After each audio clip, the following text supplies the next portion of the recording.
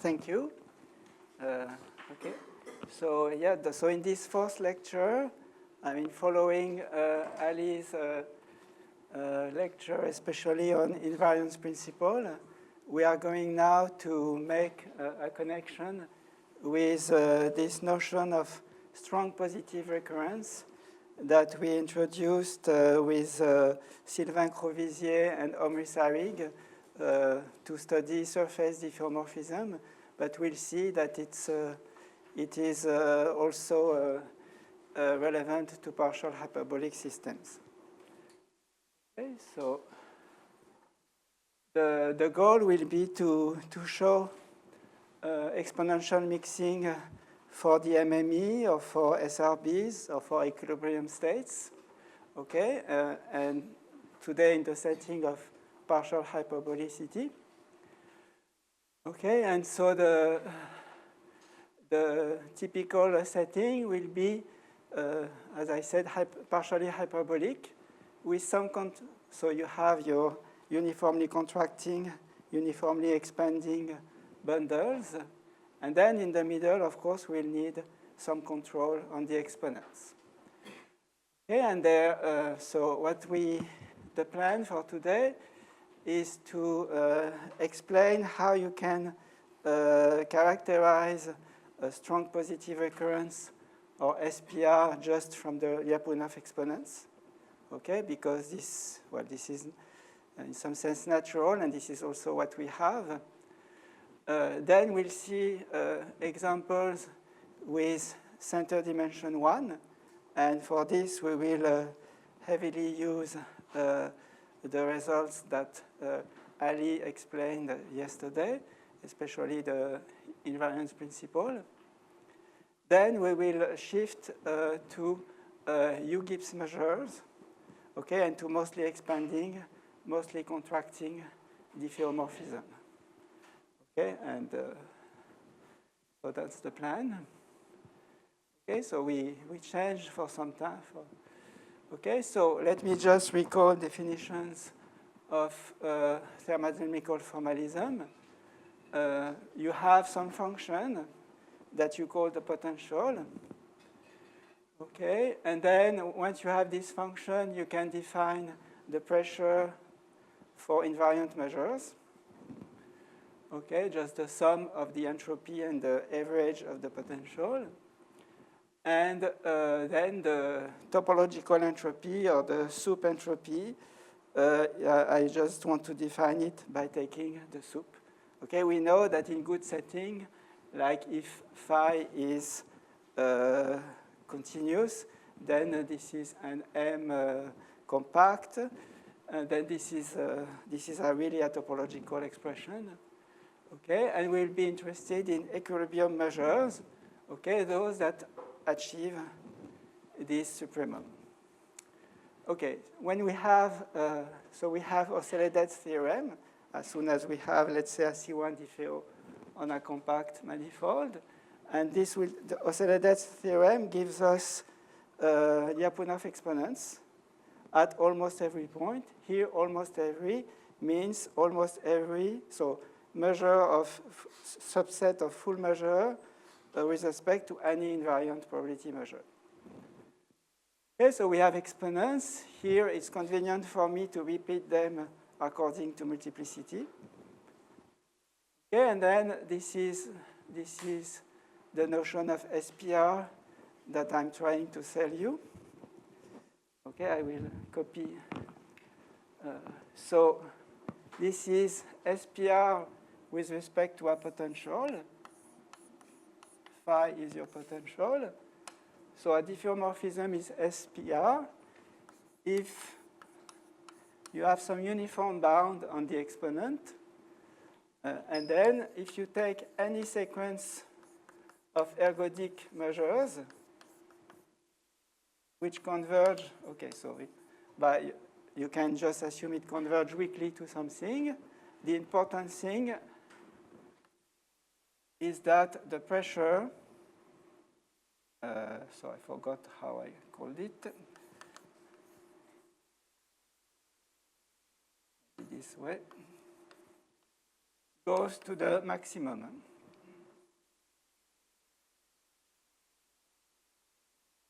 Then you want, so this is weak, of course. Then you want two properties. The first property is that the limiting measure is hyperbolic, but a little better than that. A little better than that means two things. First, it is chi0 hyperbolic, which means that the exponents are bounded away from 0 by chi. So they don't, the Lyapunov spectrum at almost any point does not intersect the interval minus chi0, chi0. And the second additional thing is that you want the number of positive Lyapunov exponent with multiplicity to be fixed. Okay, here mu is the limit. It's the limit of ergodic measures. But at least at first, you don't know if mu itself is ergodic. So this is why it's not automatic that there exists such an index I. So,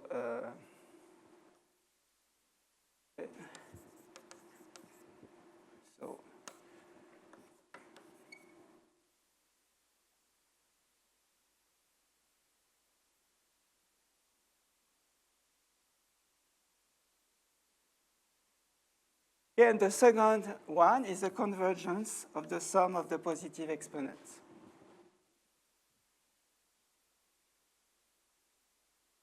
So here, so for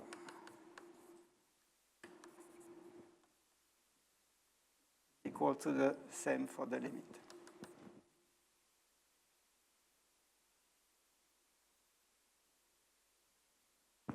Okay, that's the, so if we have these properties, we say that we have SPR.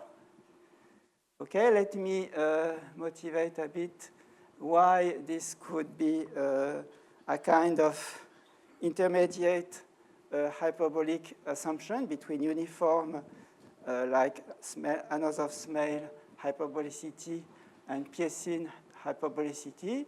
If you have this condition, you can show that you can also define it as the existence of a Piecine block which is uniform in some sense with respect to measures of large pressure. Okay, I don't want to go into the detail. So as I said, we developed this notion for surface diffeomorphism.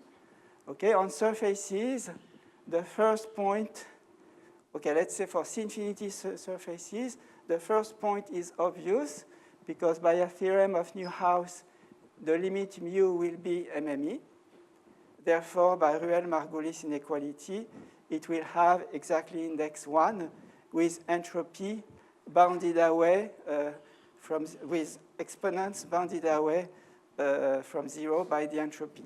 So you could take chi0 to be any number less than the topological entropy. So sorry, so for diffeomorphism, I'm talking about 0 SPR, SPR with respect to the 0 potential. When so that's where it came from, but we are going to look at partial hyperbolicity. So for now, the easy remark is that if you have a partially hyperbolic diffeomorphism with a one-dimensional center, if you know the sign of the exponent in the center, then the second condition is obvious. What you have to deal with is the first one. Okay, and this is where the invariance principle, especially the entropic invariance principle, will come into play. Okay, so that's the reason you could be interested into this notion of SPR is that it has a lot of consequences. So you can take as your potential a Holder function, but you can also take what is called the geometric potential, okay, this minus log of the unstable Jacobian, or some combination if you like. Okay, then this is just a repeat of what I said before. And then the theorem that we have is the following, that if you are, now you need to be C1 plus alpha, at least for our proof. If you are phi SPR, then you have this finiteness property. So in general, it's not exactly finiteness. You have to put a lower bound on the exponent. Okay, so above a lower bound on the exponent, you have finitely many equilibrium measures. Okay, and perhaps more interestingly, these hyperbolic equilibrium, okay, they are exponentially mixing. Okay, so I wrote some more details, like they don't have to be, they could have a period. Okay, if there is a period, then there is a kind of small exercise to see what it means. Of course, if there is a period, then it cannot be mixing like this, but only for some iterate, blah, blah, blah. I don't want to go into it. Okay, it is mixing. So if you want to have a rate, you have to decide to restrict yourself to some class of function. Here you can restrict yourself to any Holder continuous function. As far as we know, the rate of decay depends, well, it seems very natural, so I think it is true. It depends on the regularity of your functions. Okay, so that's what I was saying. So this is, so one of the main consequences of SPR is this exponential decay of correlations, and this is why you should be interested. This is a reason to be interested in this SPR property. It has also many other consequences that I don't want to go into. Okay, so the proof, the one-line proof of the above theorem is to, so we start from the SPR diffeomorphism. We use the coding built by Snir Ben-Ovadia and Omri Sarig. Okay, this coding is a Markov shift. We can show that when you see SPR as a property of Piecin blocks, then the coding satisfies the older classical SPR property, symbolic SPR property. Okay, and this allows us to apply a theorem of Van Sir and Omri Sarig that tells us that this is the same as having a spectral gap for some transfer operator in the Markov shift. Okay, then in the Markov shift, this spectral gap gives you a lot, including exponential mixing, and then you can get these properties back for the diffeomorphism. Okay, because the coding of Ben-Ovadia-Sarig is the factor map is Holder continuous. Okay, so that's to give you an idea of the kind of thing involved in the proof of the theorem, but I'm not going to go into that today. Any question? Okay, so the goal is to apply this to our partially hyperbolic systems. Okay, so the first case, so we partial hyperbolicity with one-dimensional center. We consider so I didn't, you consider the case, the class recalled by Ali yesterday of partial hyperbolicity with central dimension 1 with a center foliation into circles. And maybe you remember there were two cases. So you assume accessibility, yes. And then there are two cases. One case that you can call non-hyperbolic, where you are in fact conjugate to a group extension of an Anosov diffeomorphism. Okay, and then along the group extension, you have zero Lyapunov exponent, of course, and much better than that. It's isometric. So this is the non-hyperbolic case. And then there is the other case, the hyperbolic case, where all the MMEs are hyperbolic. Okay, and then what Ali explained to us is that using his result with Yagang, okay, their entropic invariance principle, you get a lower bound on the center Lyapunov exponent of the measures with entropy close to the topological entropy. Okay, and okay, this second case is in some sense the generic case. But you see, this property is exactly what we need to achieve, to check the first condition, SPR1. Okay, for zero potential. Why? Because it tells you exactly that if you have that for these measures mu n, okay, when n is big, their entropy of the measure will be close to the topological entropy, therefore will be bigger than H0. So for mu n, you will have this inequality. Okay, and then the center Lyapunov exponent in this setting is continuous.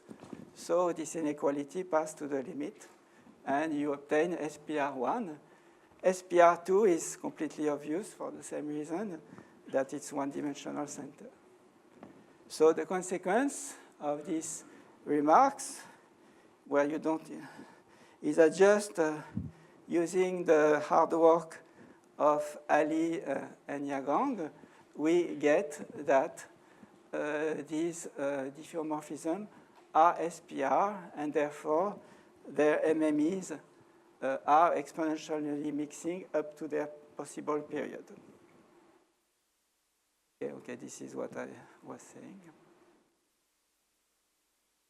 Okay, so you see the goal is just to use other people's hard work. Okay, so that's first example class. Second example class are these discretized Anosov. So they are they generalize perturbations of time one map of Anosov flows, transitive Anosov flows. And so the center, you have a center foliation, but now it comes from the orbit of a flow. So most leaves are not compact, but they have this quasi-isometric property that Ali mentioned. Okay, and then the invariance principle adapted to this setting due to Courvoisier-Poletti, and that in this work with Mauricio, we put together the invariance principle and other analysis of the MME, and we get again that in the hyperbolic case, which again is generic, like in the previous case of compact center foliation, then you have this property of the Lyapunov exponent of measures with big entropy. Okay, so then I cannot really, I don't have the time to explain what is a discretized Anosov flow, which is a bit of a shame because it's a very nice notion that was found out by Martin Chinch, and it includes the isotopy class of the time one map of the geodesic flow on negative curvature, but many other things, and it gives really the right geometric setting for the kind of work we are doing here. Okay, so I recommend you to look at these things if you haven't heard about them. Okay, and so again, by the same proof as before, we get the SPR property for the MMEs. Okay, so that was for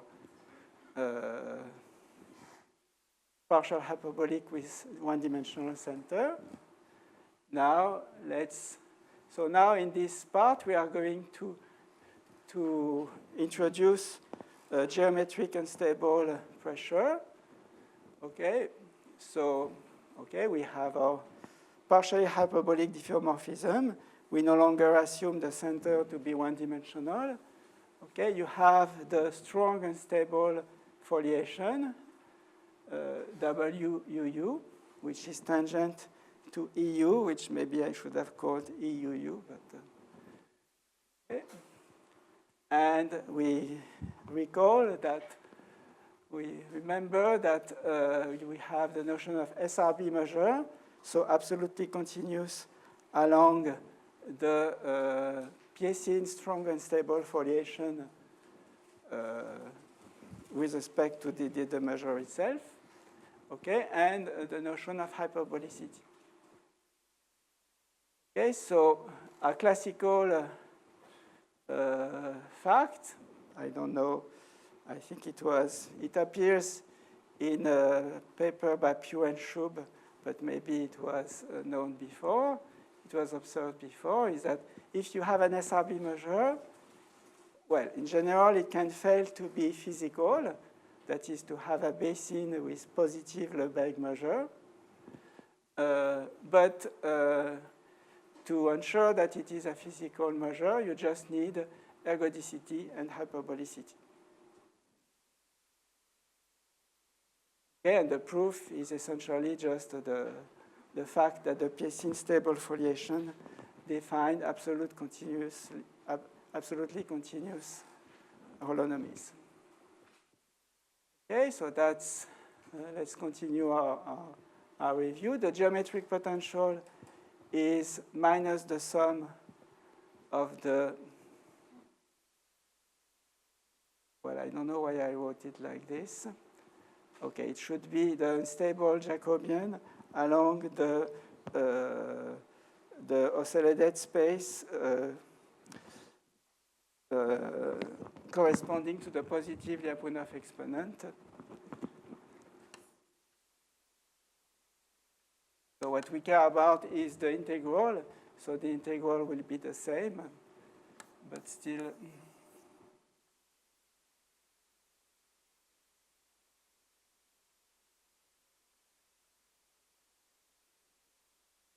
Okay, this is.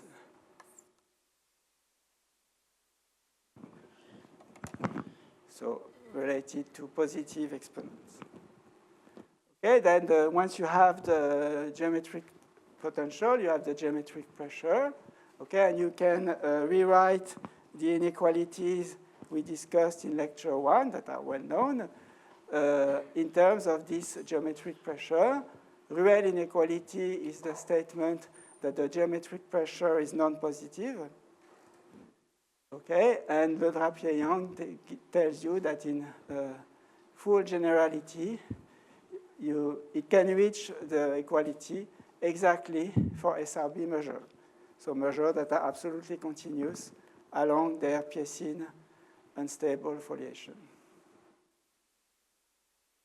Okay, so a U-Gibbs measure, I think due to Piécine Sinai, is a measure which is absolutely continuous, not with respect to the Piécine strong unstable foliation, the Piécine stable foliation, but with respect to the finer strong unstable foliation given by the partial hyperbolic splitting. Okay, so now so I don't know if I write it after.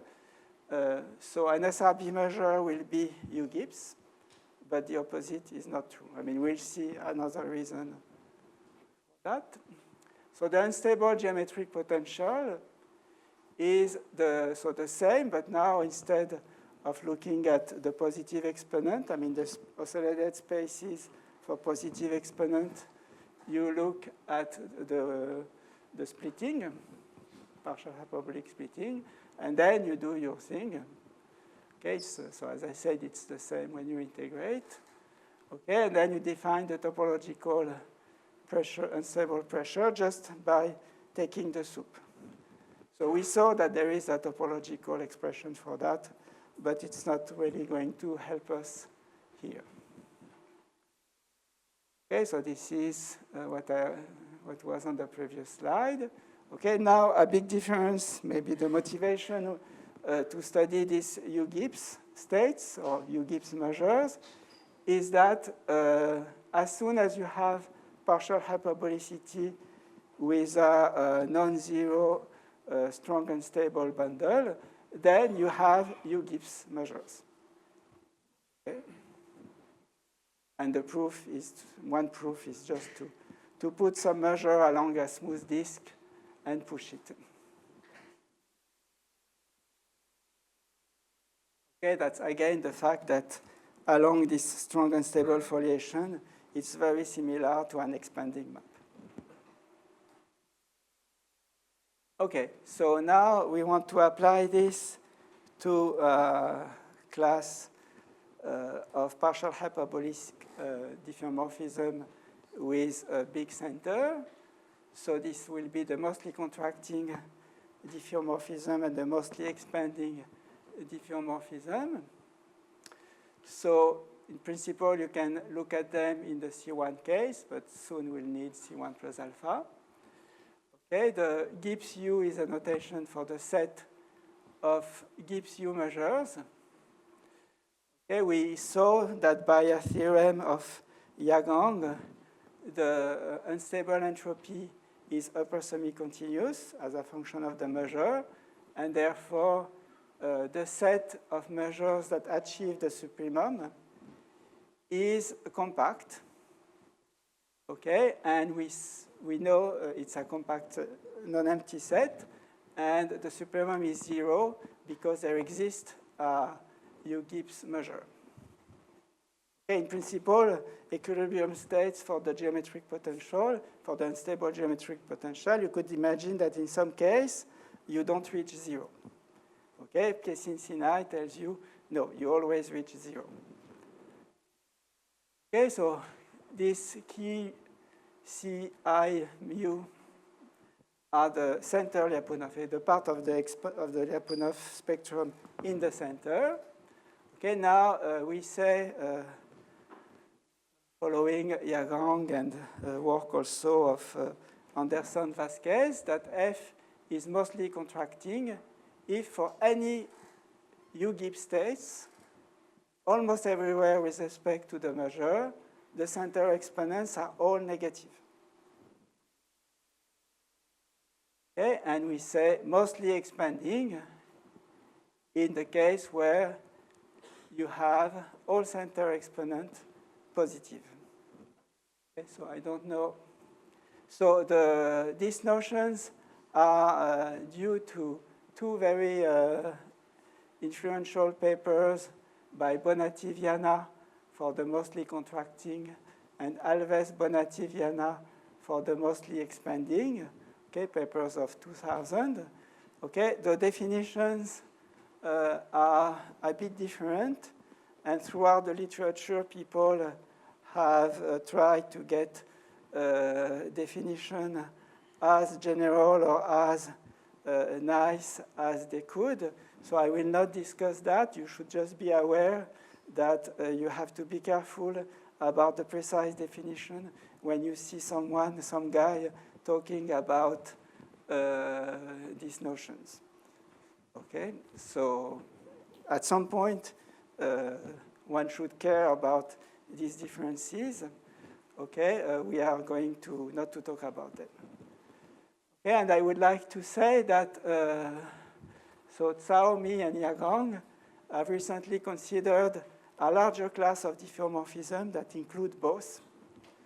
That for me is intriguing because, as we will see, as you can perhaps already imagine, everything that we are going to have a very easy life because the assumptions there in these definitions separates the sign. Okay, at the level of the almost at the level of the diffeomorphism. So it's not so clear how we, okay, so anyway, I don't want to. Okay, so one of the points of introducing this definition is that they make it, well, clear and in fact true that these classes are open in the C1 topology. So I will. So now, what is the link between U-Gibbs states and TAHZIBI measure? So there is a link between the pressure, geometric and unstable geometric. We have these inequalities. Okay, so these inequalities, the first one, that the geometric pressure is at most the unstable geometric pressure, is a consequence of Le Drapier-Yang inequality, especially the one which is sometimes you have to, it's the structure of the proof, Le Drapier and Yang, or in the more general version of Brown, Rodriguez, Hertz, and Wang. What they do is that they compute successive entropies corresponding to the successive Piécine foliation. So here we use this to say, okay, we can, when we have this dominated splitting, it also corresponds to distinct exponents, of course. The domination separates the exponent. And therefore, you can use one of these partial entropies.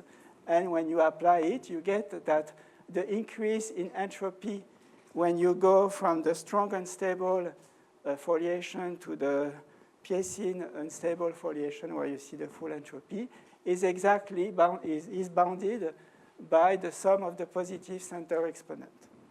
Okay, now you make this you rearrange thing, you subtract the sum of the strong positive exponent, and what you get is the geometric pressure on the left and the unstable geometric pressure on the right. Okay, so you get that you always have, at least T1 plus alpha, you always have this inequality that the classical geometric pressure is bounded by the unstable one. Okay, and of course the unstable one is bounded by its supremum, and we saw that since there exists U-Gibbs measure, this supremum is 0. Okay, so in general, what we can say now is that if we are in this case, so the above, it's true for any partial hyperbolic diffeomorphism. We don't need mostly expanding or mostly contracting. Okay, so if we know that the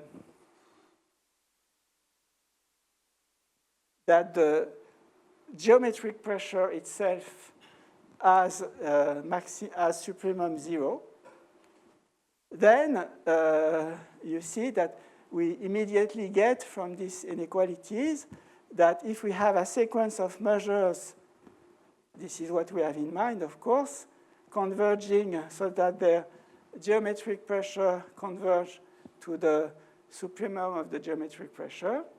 So that's by assumption is 0.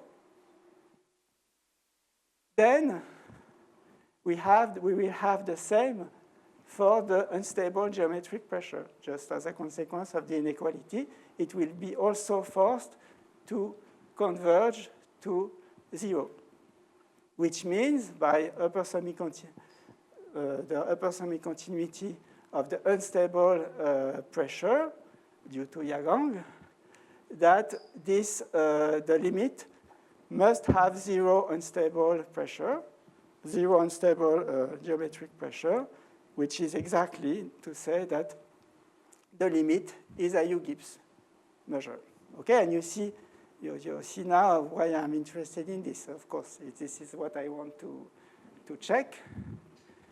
And so I see that when I put the geometric pressure, I know that this will be U-Gibbs.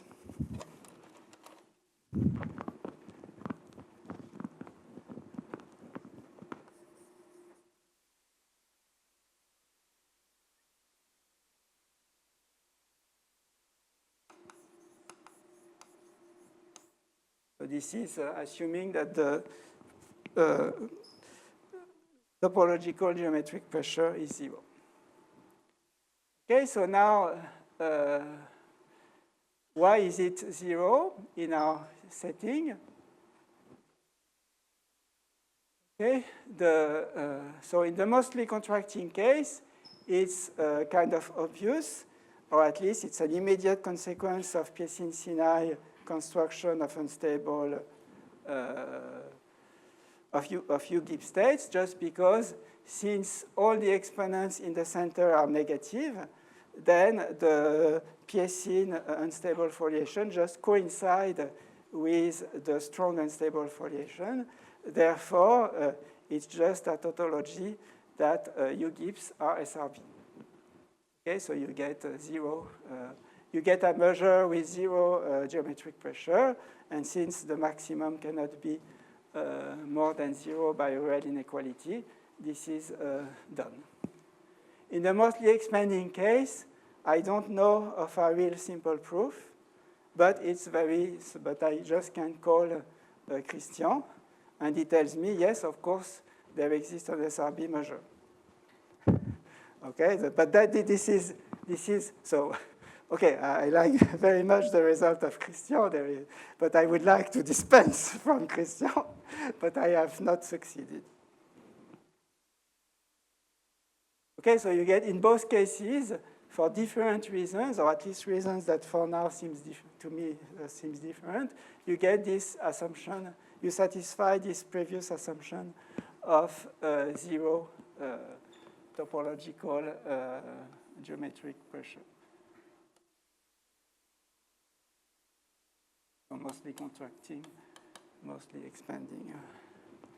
Okay, now let's look at the exponent in the center.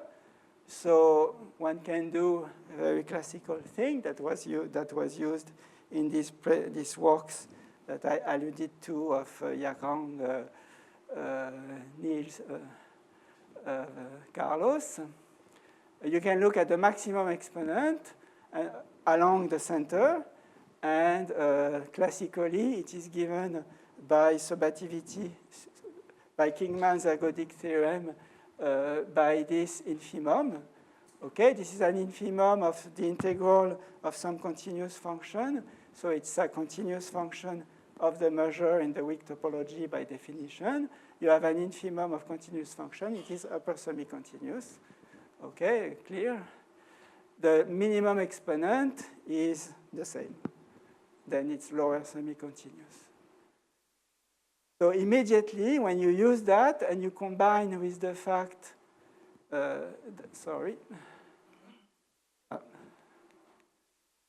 that the set of U-Gibbs measure is compact, now you have upper semi-continuous function on a compact set.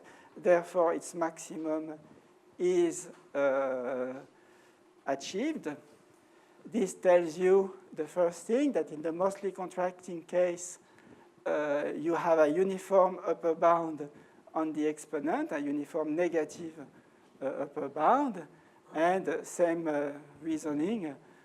In the mostly expanding case, the minimum exponent along the center will be bounded away from 0, will be positively. Okay, just by these semi-continuity properties.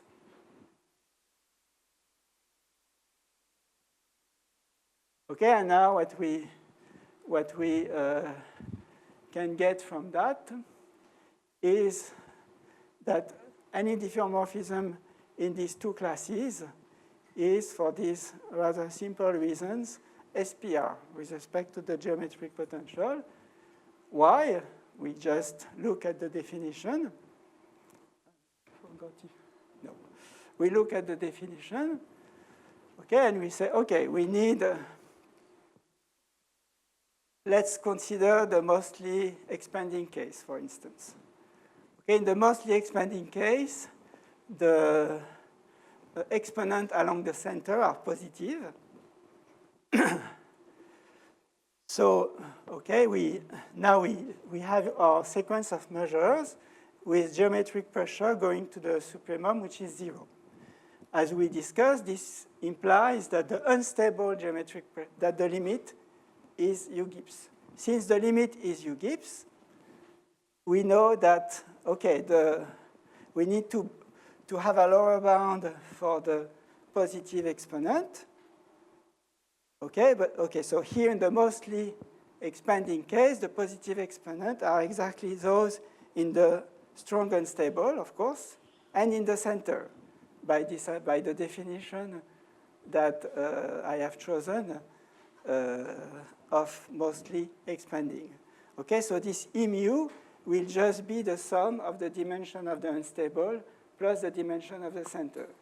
And now I need a lower bound for all this exponent, but I have it. It is this chi1 in the mostly expanding case. Okay, so I have this thing, and now I have to put an upper bound for the negative exponent. But the negative exponent in the mostly expanding case, they are exactly the exponent in the uniformly contracted bundle. So of course, they are upper bounded by some negative constant. Okay, so therefore, taking the minimum of chi1 and what comes from the uniform contraction on the stable bundle, I get this chi0. Okay, so I have satisfied this property. I have also shown that the measure, the index here is fixed and is equal to the sum of the dimension of the stable and unstable bundle. So therefore, this thing is the same as the integral of the minus log of the Jacobian of the unstable plus the center at x. Okay, so this is a continuous function because it's the full Jacobian along the sum of a sum. So this is a continuous bundle. There is no problem. Okay, so this is for the mostly expanding case. For the mostly contracting case, at this point, it's the same kind of element, except, of course, that the index will be the dimension of the strong unstable, since the center will have all negative exponent. But otherwise, it will use the same, completely similar argument. Question? Okay, so then you get this conclusion. So now you know you have this SPR property. It tells you that the unstable, that any SRB measure will, so it is, you know that it is an equilibrium state for the geometric potential, the classical geometric potential, and therefore the general theory of SPR tells you that it will be it will have all these good properties. So it gives another proof that you have finitely many equilibrium, and each has good properties. So exponential mixing that I stated, and then if you like them, one can state other properties, including the fact, what is called the almost sure invariance principle, which prove to you that invariance principle is a very chic name, which tells you that the process will be closely approximated by a Brownian motion. So therefore, you have same properties as Brownian motion, including central limit theorem, law of iterated logarithm, and many others. Okay, so now let me make some comment. So the result here about the expanding case seems new. About the mostly expanding case seems new. There was, so following the papers, the two papers of Bonatti-Viana and Alves-Bonatti-Viana, there has been really a lot of work. done on this. So this is why I'm a little careful. But I think that in the mostly expanding case, there were, so I have seen this paper by Alves and Pinheiro, where they show some speed of mixing, but they have to make some assumption. And the speed is not exponential. Okay, the mostly contracting case was completely, I mean, this result of exponential mixing, and in fact, the other stuff also was done recently in a preprint by Alves and Matthias. Okay, okay, so as I said, you have to be careful that from paper to paper, the people are interested in slightly different definitions, and sometimes they are equivalent, but sometimes not. So this is, so I saw this morning, there was something like 232 papers quoting one of the paper, maybe the paper by Alves and Bonatti, by Indiana. So they are not all there. Okay, these were the, so this is to give you an idea of the work on this thing. So I would say, so there are some new, we obtained some new property, but the striking thing for me is that we don't have to work. It really follows from what was known before. So especially the use of unstable entropy and unstable pressure. Okay. That's, I think, more. So now I can, but you see, you can, if you think, you see that one can ask, it leaves open many questions, some new. So a new question is, okay, since we are focusing on this unstable stuff, okay, as we said, there is a notion of unstable equilibrium state. You see here that I have been careful. I did not say, so we have this SPR notion. We have this phi SPR notion.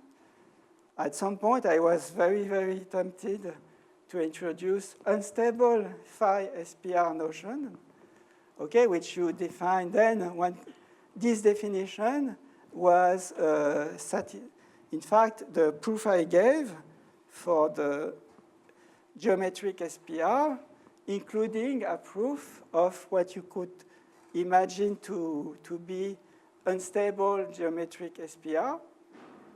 It was a step, but I didn't introduce such a notion. Why? Because for this definition, it makes no difference. In fact, you could replace pressure by any functional that you like on the space of measure. But of course, the point is not to play with this definition. The point is that you can go, or at least the point for us, how life works. You prove something about this. You go to the coding. And for the coding, the SPR property lifts to some meaningful property of the symbolic dynamics. If you replace entropy by unstable entropy, we don't know what it means. I mean, we know what it means for partially hyperbolic. At least I hope. This is the end of the mini course, so it remains, I don't know, maybe 7 minutes to guess what is unstable entropy. But we don't know for the, when you code, as far as we understand, we don't see how to lift this notion of unstable entropy, unstable equilibrium state. And what we really need here is the property of the transfer operator on the Markov shift. And is there a transfer operator relevant for unstable equilibrium measures? We don't know. I mean, I should say that there are works that I think were already mentioned. For instance, a paper by Ures, Viana, Yagong Yang, and Fang Yang about unstable MMEs, okay, in some partial hyperbolic setting. Okay, so there are some things that have been done, and if you think about what Ali said, there was some pointers to that too, but still it's quite mysterious. Okay, here we essentially, it appears through the notion of U-Gibbs, and we just say, okay, we have these measures that are candidate to be SRB, they are U-Gibbs. Since they are U-Gibbs, we have these assumptions on their exponent, and this is enough to conclude. But we cannot, so it would be interesting to be able to say something more about this thing. In particular, in the mostly expanding case, I don't know, well, maybe it's false, that all U-Gibbs are SRB. Okay, so that's... So one other thing, maybe more technical, but still it could be hiding something important, is that for us it is very important to separate the two behavior. And we need to separate, we need exactly this, that when you converge, when the pressure converge, then essentially the index becomes fixed of these measures. Okay, so in a recent paper, Saomi and Yagong, Mai maybe, were able to deal with a case where they have both type of U-Gibbs states and whose support can intersect. So this seems quite difficult to put into that kind of approach. But yeah, so okay, I said that we use the result of Christian, and it's a bit of, I mean, I would prefer not to use it, since the idea is to propose an alternative road. But one thing that we don't prove either, but which is known, is that in these settings, so not only you have SRB, finitely many SRBs, but if you take the union of the ergodic basin, you get almost everything up to a set of 0 volume. This we don't touch. Okay, thank you.